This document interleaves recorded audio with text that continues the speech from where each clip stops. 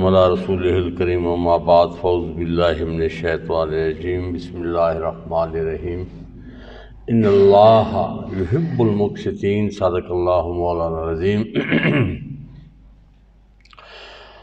انصاف والے اللہ عز و جل کو پسند ہے۔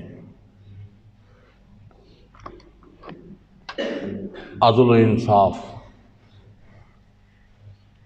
عدل و انصاف یہ وہ معاملہ ہے جس پہ معاشرے چلتے ہیں، اور اس کے بغیر کسی معاشرے کا قائم رہنا یہ ناممکن ہے۔ سیدنا علی المرضیٰ کرم اللہ وجہہ الکریم آپ فرماتے ہیں کفر پہ معاشرہ قائم رہ سکتا ہے، عدل کے بغیر کوئی معاشرہ قائم نہیں رہ سکتا۔ اور عدل اور انصاف معاشرے کے لیے اتنا ضروری ہے جس طرح بندے کو جینے کے لیے آکسیجن کی ضرورت ہوتی ہے، یا جس طرح مچھلی کو پانی کی ضرورت ہے، پانی سے جو ہی باہر نکالیں گے مر جائے گی، اور یہ آکسیجن جو ہی کٹ ہو جائے گی تو ایک اسپیسیفک ٹائم ہے، ایک فکس ٹائم، اس کے بعد تمام بندے مر جائیں گے۔ تو عدل و انصاف، جس معاشرے میں عدل و انصاف نہیں ہے وہ حیوانوں کی طرح، جنگل کی طرح معاملہ ہے۔ شیر طاقتور ہے، اسی کی حکومت ہے، جس کو مرضی ہے کھا جائے۔ تو معاشرے میں جب تک عدل و انصاف نہیں ہوگا تو طاقتور کمزوروں کو کھاتے ہی رہیں گے، کوئی کمزور اوپر نہیں آ سکے گا۔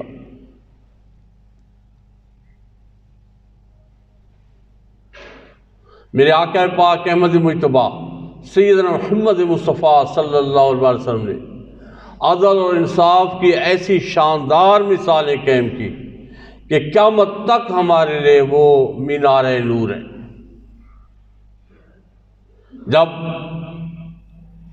قریش کے سردار قبیلے کی ایک عورت آئی چوری کے جرم میں، تو سرکار نے اس کے ہاتھ کاٹنے کا حکم دیا، سفارش کی گئی، تو آپ نے فرمایا کہ پہلی جو امتیں تھی،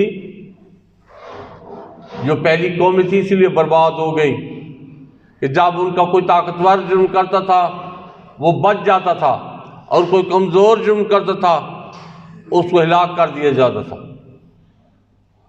آج ہمارے معاشرے کی وہی حالت ہے، اس لیے ہم ذلیل اور رسوا ہو رہے ہیں کہ یہاں پہ کوئی عدل نہیں ہے، کوئی انصاف نہیں ہے، جس کی لاٹھی اسی کی بھینس، جو طاقتور ہے قانون اسی کا ہے،